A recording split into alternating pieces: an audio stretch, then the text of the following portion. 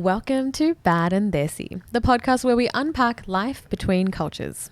You're listening to Brown Boy Unfiltered, a space for brown men to speak without masks, with no pressure to impress.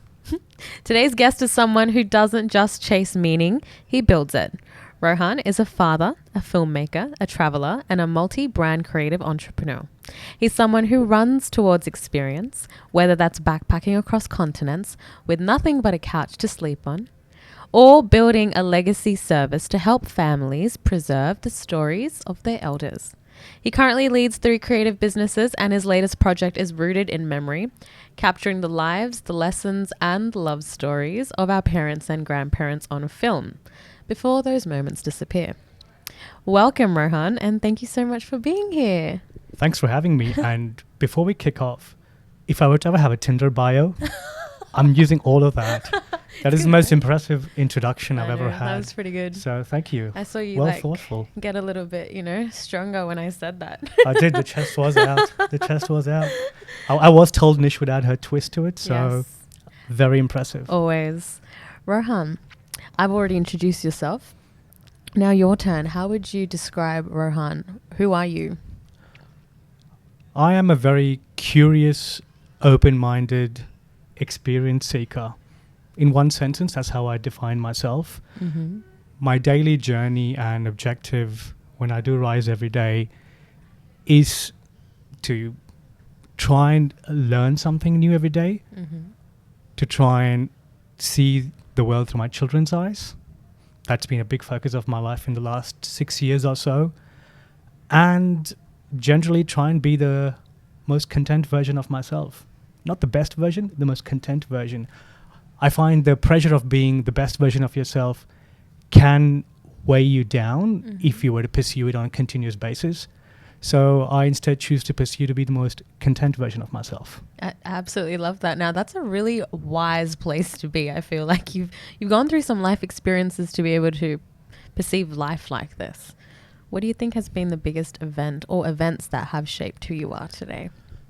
There's a fair few. And if I rewind that back I'd say probably a decade ago, my exit from the corporate world after a tenure of 5 years in it, and then getting married and choosing to go backpacking around the world instead of going on a luxury honeymoon, defined the person I am today.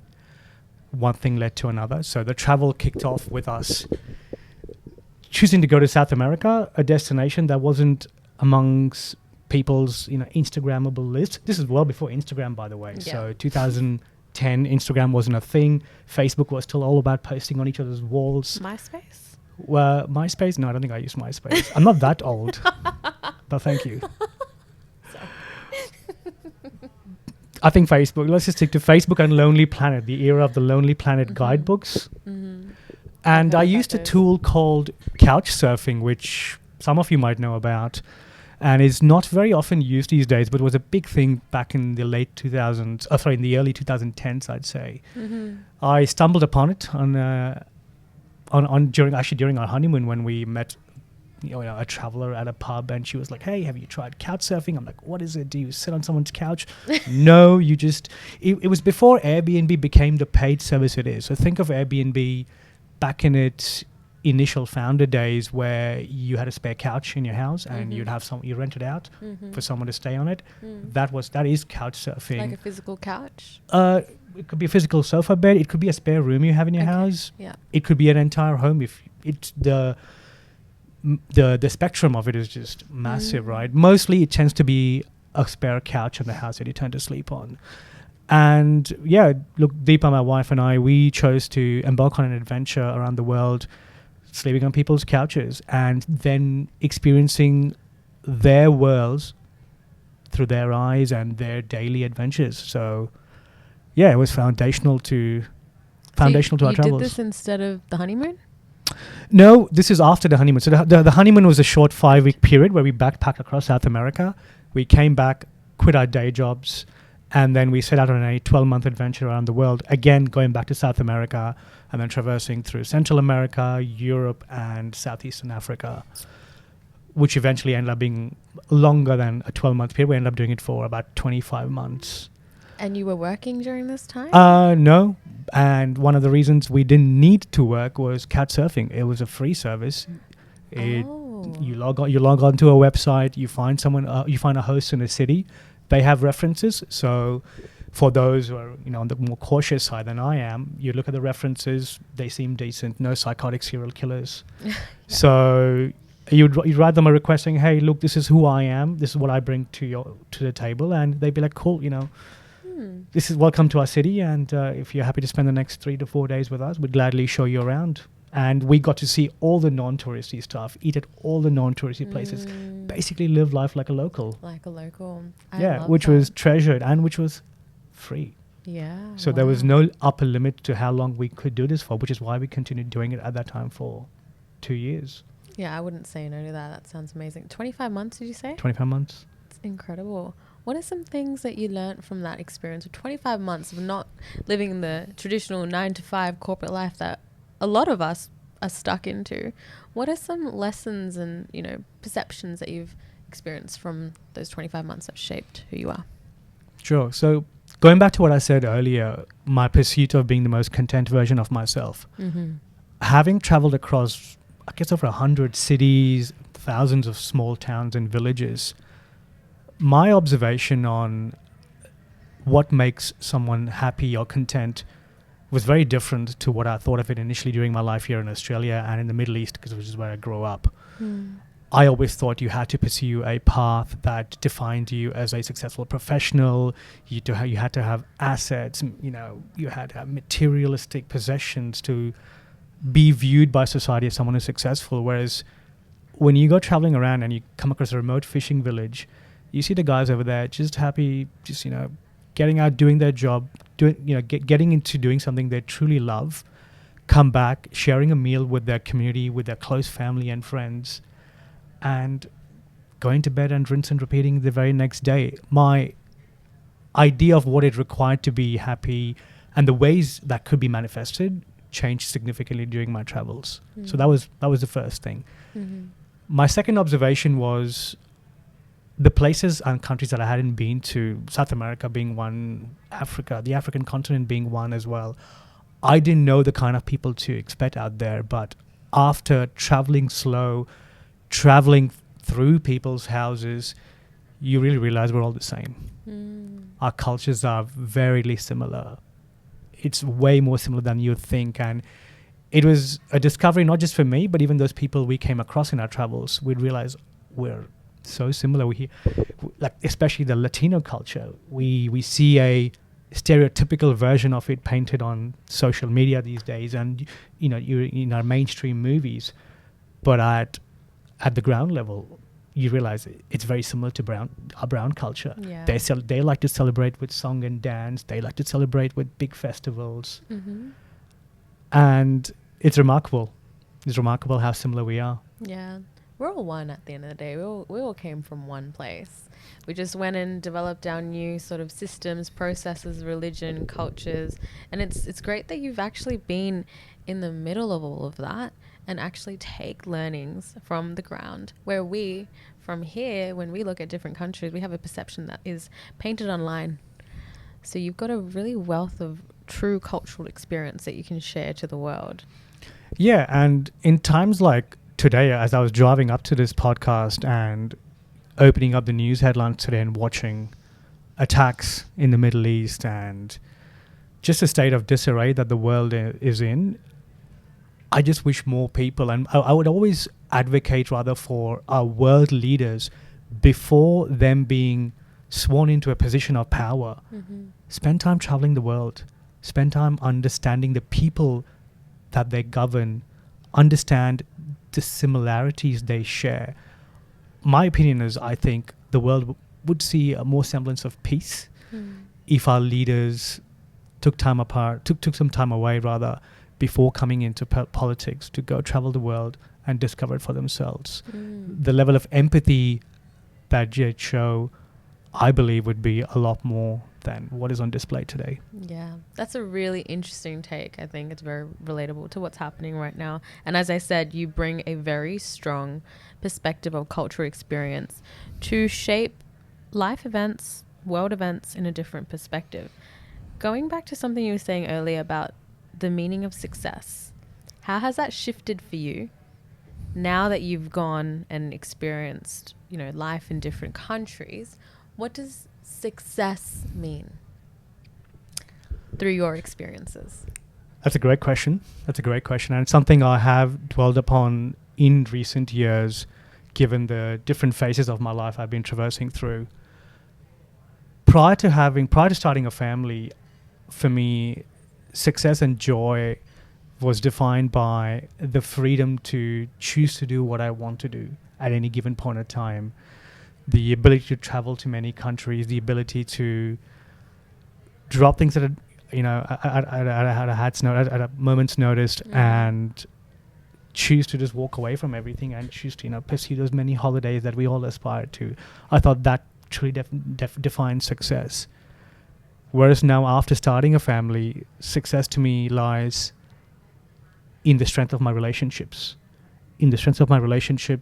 between my parents and I, my grandparents, who no longer are with us, but the one that I shared until last year, and the relationships I share now with my children. The joys that each of these can bring me is how I evaluate myself to be a successful, personal individual. I love that. So would you say that wealth doesn't always equal money? Wealth, it does kind of equate money. Let's just be honest. I'm not going to sugarcoat this, right? I'm not someone who's going to say, oh, money is not necessary to be. Money is very much necessary. But I think fundamentally, what you want to do with that money, once that money is with you, I think it's very important to define, okay, now that I've got the money coming in, what do I wish to do with my time? How do I wish to spend it? And I think that is more important. That's more significant than just chasing or being in the pursuit of money, right? So that's how I see the pursuit of wealth. That's how I'd frame it. Yeah. I love that you mentioned that, because that's a beautiful segue into what you do. So we know you've got lots of different things that you've started in your life. Tell us a little bit about your businesses, what they are, how you started them, what motivated you to start them. Sure. So right after university, I was in the consulting world. I was there for a good 4 or 5 years, consulting, something you're familiar with as well. Yep. And then those 25 months I spent on the road is when I picked up a camera. Okay. And realized I like photographing people, specifically taking portraits of them.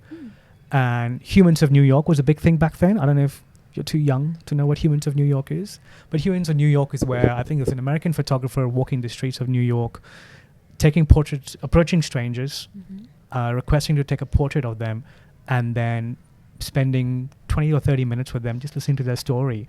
Then he documented on his Facebook page, because Instagram wasn't a thing back then. Gotcha. Not MySpace either. Not MySpace either. Not MySpace. So my Instagram account, Photo Migos, was born out of a similar interest. Photo Migos was meant to be the conjunction of two words, photo amigos. And I kind of put together Photo Migos. Makes sense. Photo friends for the uninitiated. But I set out looking to do something quite similar. I felt this was the best way for me to meet people around the world. I've got a camera in hand. I'll walk up to people, sit down with them for 20 or 30 minutes and capture portraits. And along the way, I realized this is probably what I want to do in a professional capacity once I was back in Sydney. Yeah.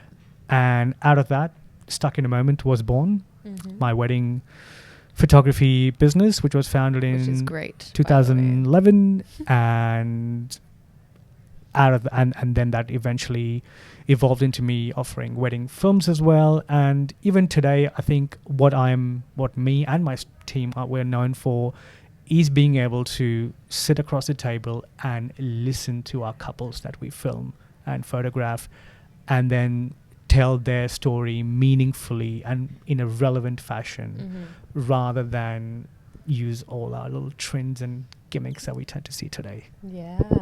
Wow. So from consulting to creative entrepreneurship, do you feel like you regret anything? No, in fact, I'm very grateful for my consulting experience. I feel now with a lot of hustle culture dominating our our lives, a lot of people walk into it chasing their passions, but not quite understanding how to structure the business element of it. And I feel my consulting experience was rich in enabling me to structure my business.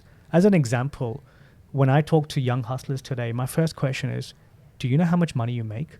Do you know how much money you actually make after you've sold your product or your service? 9 out of 10 times, no one knows. And which is fine when you first set out. Your first years is all about getting your service or product to market, and you want to hit as many people as you can. But if you wish to stay in it for the long game, if you wish to sustain yourself over a long period of time, I think understanding the business element of it is something that's crucial. And it's something, I think, not only the consulting background, but my granddad, who is the only businessman in our family, sat me down and ran me through a lot of the fundamentals. So I'm very grateful to have had his watch and hand over me. Yeah. And it continues to help me build successful businesses, because after Stuck in a Moment, I started Rohan and Families about 5-6 years ago. I just opened my family portrait studio last year as well, which was, kind of the made it moment as a photographer when you finally have your own studio. Congratulations on that. Thank you. And we've had well over 50 families now come through the door and create precious visual legacies for them. So no regrets per se, but yes, I would advise it to anyone looking to start a side hustle or a main hustle. Understand the business element behind it, formulate a business plan, have a vision for the next 3 years on how you plan to sustain that plan, and then take it from there. Absolutely. I think that's so important. I feel like the only reason you might be where you are right now is because you have that knowledge from your grandparents that taught look at your numbers, look at your profit, you have to know where your money is going, because otherwise you won't be able to open things like you are a multi creative entrepreneur. You do a lot, and you can't actually get there without knowing the business elements. So it's great advice. What else do you think people need to know when they're getting into the business world in creative entrepreneurship? Routine's a big thing. I think when you tend to be self-employed, that journey can be quite isolating over time. It's all very exciting when you see your first set of $1,000 roll into your account, and full kudos, you do deserve that pat on your back for having made it. But being able to sustain it over a period of time, I think it's important to have a routine, a personal and a professional routine. And if you can stick to it and rinse and repeat it over a period of time, you position yourself in a greater way to achieve success for yourself. And one of the things I tell people that I think is important to have in your personal routine is figuring out the things that make you happy. They may not be many, there may be 5 to 6 of it, maybe 10 of them, right? But at least figuring out 3 things that you think you can do every day, and then hit it every single day. And that's where I think the idea of contentment comes to me from. What are those 3 things for you? For me, it's being able to rise up with the sun. I love watching a good sunrise. So I make it a point, and most people who know me know that guy, he'll be up at sunrise. If you have to text me, email me, get in touch with me, the morning's the best time to do it. Even if you're out late at night? Even if I'm out late at night, yep. I have often made it from the pub to a sunrise. That's value impressive. A sunrise, yeah. Yeah, wow. Okay, so sunrise being number 1 that you need to tick off every day. What else? Exercising. You may have followed my journey last year, but I chose to exercise every single day last year, more so to just prove myself that I had the discipline in me to go ahead and do it. And that release of endorphins and that movement, the joy it can bring to your body and the openness it brings to your mind, it's incredible. And to get that out of the way first thing in the morning before intrusive thoughts set in, it's just magical. Yeah, and I feel like a lot of people don't realize this, but when you're exercising, you're not only exercising your muscles, but you're also exercising this muscle that's called energy. So the more you exercise, the more energy you produce, and the more you can sustain throughout the day, getting you more chances to get more things done. And exercise, unfortunately, if not done in the morning, I feel like this is up for debate. It should be done in the morning because it sustains you throughout the day. If done later at night, again, open for debate, but it stimulates your brain, and you might find it difficult to fall asleep. I completely agree. Yeah. I totally agree. So I do have a sun up routine, and I do follow a sun down routine where I tend to dim the lights around me at home once it's dark. Most people are walking in my home going, "Why does it look like you're looking in a dungeon?" And I go, "Well, I like warm, moody lighting." No, it's not my third thing. It's just part of my wind down routine since we spoke about exercising at night. There's nothing wrong with exercising at night, but as you said, it does set you up at a lesser chance of falling asleep easily and having a great night's sleep. Mm-hmm. But hey, if that works for you and you've managed to crack it, wonderful. Good job. What's your third thing? The third thing is eating well. Again, as someone who works from home majority of the times during the week, you often tend to ignore your eating routines, and you don't feed yourself. If you don't nourish yourself really well, it's like the kind of fuel you put into a car, right? You don't fuel your car's not going to go very far. You don't fuel yourself, you're not going to be able to produce the energy required to help achieve what you set out to do in a day. So I always make sure, my wife would slap me if I said I make sure. But Deepa and I, we always make sure there's good food always cooked and out in the fridge, all fresh cooked food, both for ourselves and for our kids as well. And we celebrate those meals. We celebrate those times around the dinner table. Yeah, I love something that. I look forward to every single day, making sure the entire family is present at the dinner table and that we each can discuss how our day went. And I think it's something that's as old as time, right?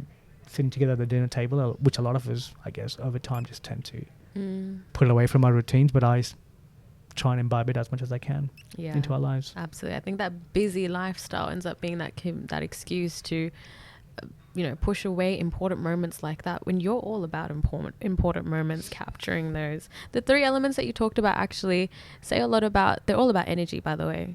Sun, fitness, and having a good routine, all of that. That's all about energy, which then has an impact on your aura, which then has an impact on who you attract in your life. So if you have these three things, which I think you've done so well, you're around good people, which then makes sure that you are, you're on the right trajectory of life. You're surrounded by people that want the best for you, which has a really big impact in, your life, your decisions. How is your support circle? Who are they made up of, and how have they impacted you? That's a very interesting point you just brought up, which is your aura defines the people you tend to attract.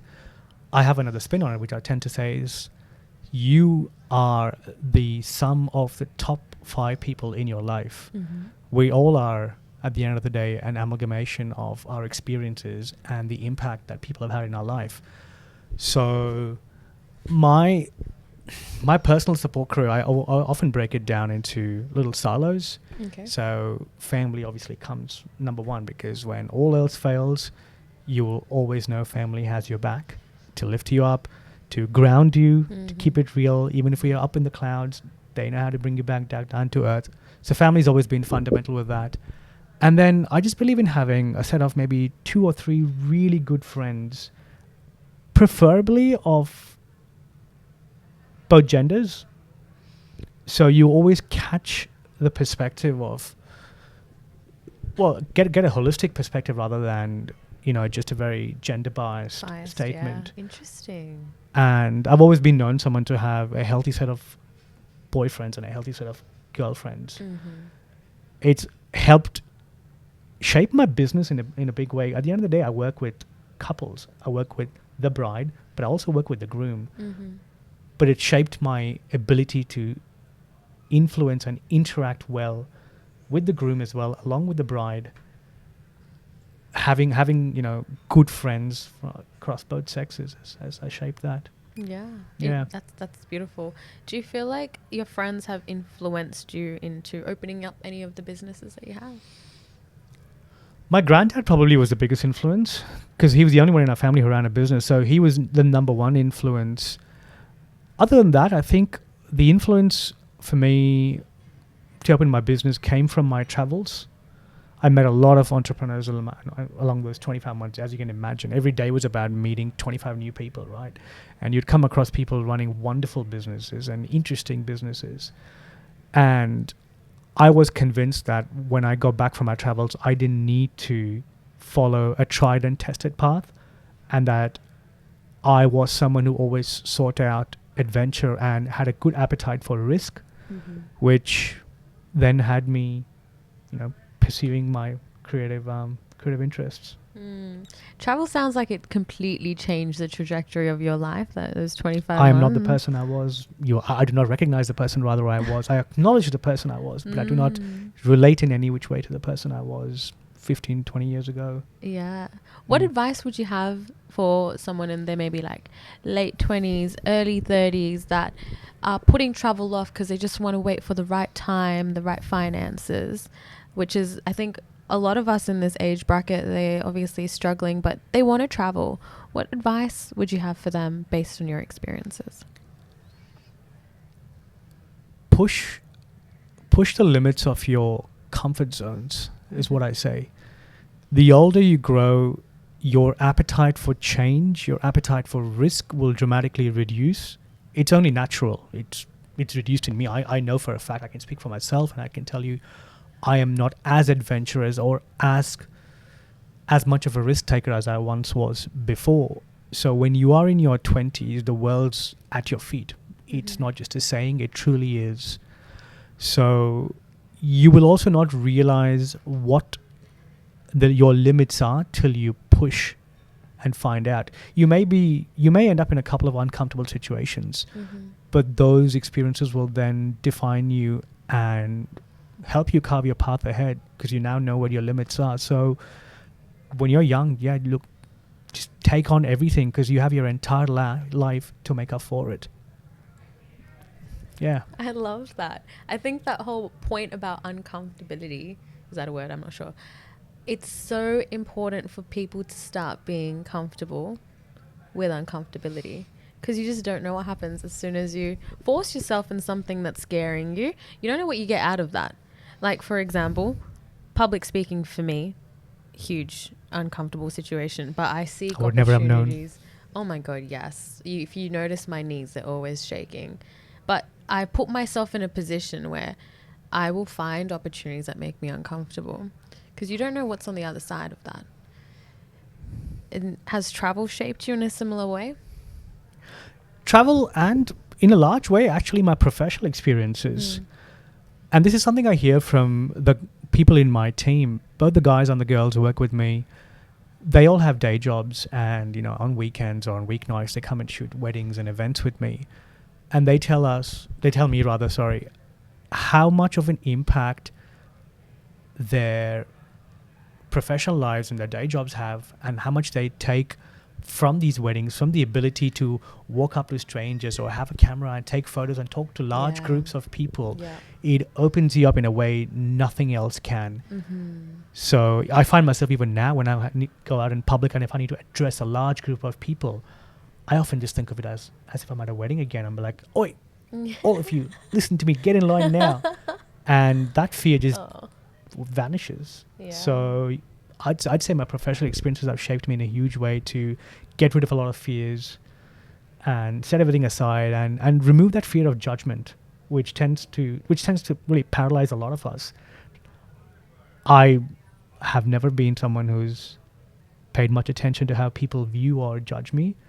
I've always viewed myself in my own lens, and as long as I meet my own standards and expectations, I'm pretty content. I feel the moment we set that ruler or we pass that ruler into someone else's hands, we're always at their mercy as to how we're being judged, and we're always trying to live up to their standards or expectations. So, I'd say keep your ruler in your hand, set your bar for yourself, set expectations for yourself, and you'll always be content. Yeah, that's, again, such an important point. I feel like judgment is an impediment for anyone that's striving for greatness, because we are realistically impacted by people around us, especially in the South Asian community. Judgment's really high for some reason. We talk about auntie culture. We talk about, like your peers aren't always thinking about the best for you because internally they judge you, you know? Have you experienced any situations being in the South Asian community where you've been judged, and how have you navigated that? Can I give you an all holds unbarred story? Give it to me. So another thing, before I get into the story, psychedelics shaped me in a huge way. Okay. So it's something that's often shushed or frowned upon in the brown community and probably even the global community as well. Mm-hmm. But my first use of psychedelics was on my travels in a controlled environment, and it just opened up the world that I didn't know existed. And I'll now jump into the story where, you know, I had a judgment passed at me at an event, which is, you know, after one little night along the Rainbow Bridge and seeing colors, I had to show up to a family puja the next day, and I was still in my blissful state, loving life, loving the world, and I had an auntie sit next to me and go, "So, how's that wedding photography stuff of yours going?" I'm like, "It's going pretty well." She goes, "Is it kind of enough to make money from it? Do you make enough of a living?" Of course. And I go, my answer to her, I looked her dead straight in the eye and I went, "Enough of a living to help me just dream in forests, trip on acid, and just love life." And I did tell her that. My mum was sitting diagonally behind me. I just got a smack on my head. I think I might have left auntie in a state of paralysis for a while. She blinked, stood up and walked away. Oh my God. But that was also the last time auntie ever asked me that question, because I continued seeing auntie at many different functions over the years. I never got asked any question. I don't think I got asked many questions after that from most uncles and aunties in the community. Spread through the WhatsApp It probably group would. chats. Yeah. Yeah. Good morning WhatsApp group chats. This guy. Yeah. Yeah. Wow, good on you for like speaking your truth. I feel like people are just, again, afraid of judgment. So people don't want to stand up for themselves. Wedding photographers make a lot of money. That is, it's a fact, right? As long as you're looking Make enough at your money. I don't know about a lot of money. We make enough. As money. long as you're looking at your financial statements and you're looking where your money's going and how to charge, and yes. you have the consulting background and business element, sounds like you could actually start a new business. Actually, Oh, absolutely, yeah. Really, business consulting. Yep. But yeah, that judgment exists in every single facet of life, particularly auntie culture. What's something that you would say to someone that might be experiencing that typical auntie culture behavior around them? Maybe it's not coming from their aunties, but their friends or the environment that they've been brought up in, and they're scared to be themselves because of judgment.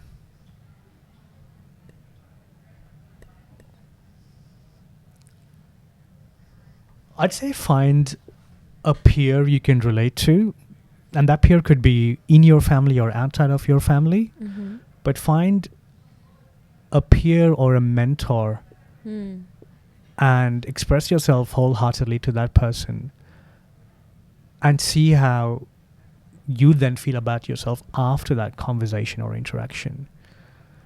That's something that was fundamental to me. I've had a couple of mentors in my life, both professional and personal, and they helped get rid of a lot of the inhibitions that I intrinsically had growing up in a South Asian family. Mm-hmm.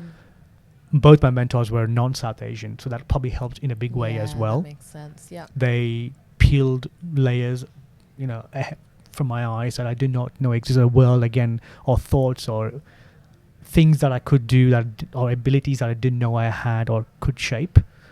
So having someone you can look up to or confide in, a peer or a mentor, will help you eventually get rid of those inhibitions, will help you get rid of that fear of judgment. So seek all the friendships and love you want in the world, but then do have those one or two people that you can truly look up to. Do not hero worship them. Do not idolize them. Never worship your heroes. Absolutely. But someone you can confide in. I think that was a huge step for me to help shed my own inhibitions as well. Yeah, I think that's I've never heard that advice before, by the way. Like a South Asian person finding a mentor that's not South Asian. Generally, we're like, find someone that's similar to you, that's on the same trajectory as you, that you aspire to be. South Asian people find South Asian mentors. But that fact of finding someone that's different. We'll provide you with unbiased opinions and advice that you're absolutely right. Could just take off your rose-tinted glasses and show you what the world actually is. Yeah, not rose tinted, brown tinted glasses. Brown tinted. Where Yeah. did you find these mentors? Was it through traveling?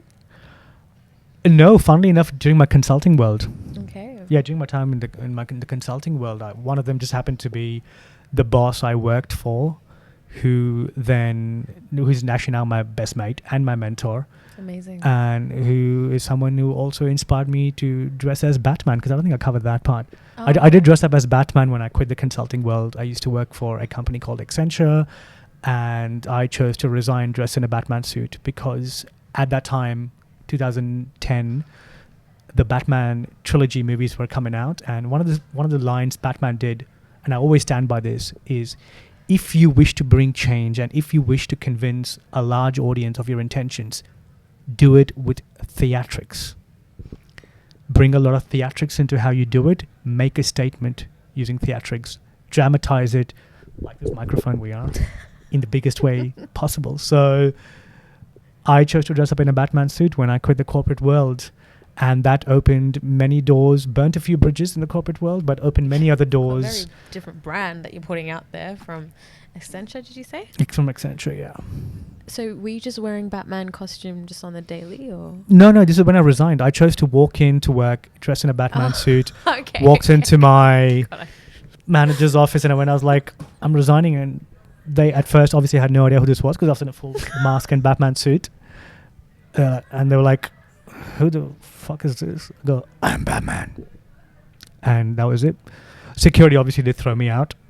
But as I said, it burnt bridges in that world, but opened up a whole bunch of different doors in my life, which I'm very grateful for. I feel like that was your first step into like pursuing your creative, entrepreneurial world. Like you dramatically entered into that. And embracing risk. And embracing, that's a heavy And step. shedding fears of judgment. Because all of that was in that that's a one power moment. Move. Like actual power move with Batman as well. That's like double power. I didn't want to call my business Batman Photography at that time. Wow. Which I was very smartly persuaded not to do. So, and I'm glad for that as well. That's amazing. Would you recommend people do resign like that?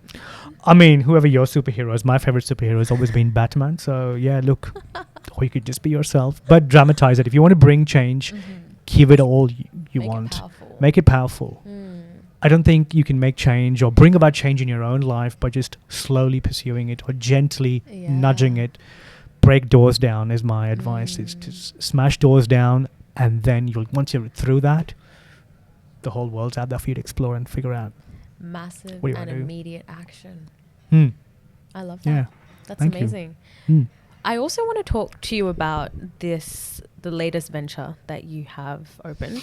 Yeah. The purpose behind it. We were talking about before the podcast about having a tangible intergenerational piece that you can pass down. What provoked you into starting that business? What is it all about?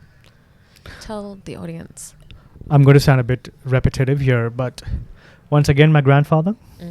The little cowboy hat wearing cigar smoking guy. Amazing. I'll show you a picture of him later on that you can put on your B-rolls. Just an absolute hero, right? Absolutely. He sadly passed last year. Led a great life, 91, and I was very privileged to spend his last few days on this planet with him.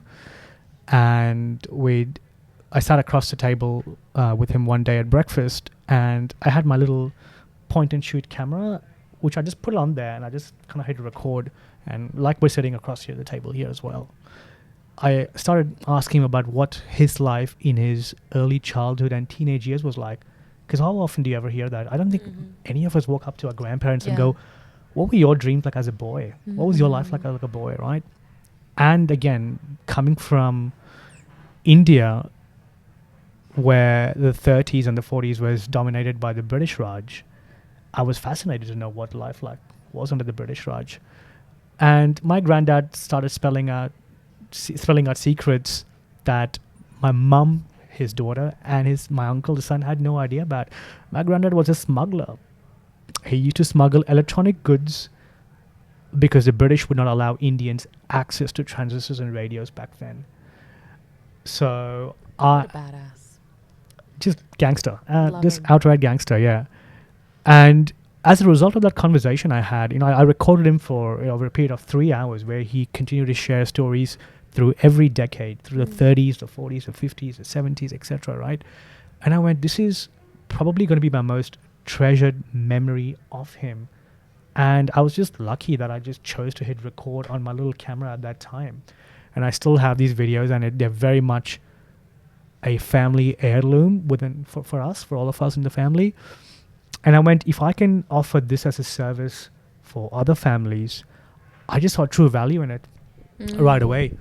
Because for me to be able to offer anything as a service, I have to be convinced that it's valuable. Absolutely. I need to see the value in it, and I need to be passionate about the value that it brings through. And my own personal experience drove me to start offering now legacy films, so documenting the story of our parents and our grandparents.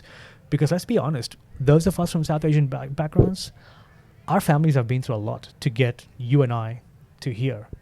They've been through a multitude of eras, change, countries, work experiences. The list is endless, right? So to be able to create a tangible product like a 30 or 40-minute short film during this time in their life that could then be preserved and passed on to future generations, so you would always know what your ancestors were like, I think is timeless and invaluable. Absolutely invaluable. Priceless. You can't even put a price to that memory. Yeah. It's great that you've started doing something like that. Thanks. In terms of legacy, is it films? Legacy films, Legacy films. That's a working title. I'm going to give it an actual product name. For now, I'm working with just calling it Legacy Films. I love that it's driven through personal passion and personal value. What's something that you feel like will help? What's the motive behind legacy films?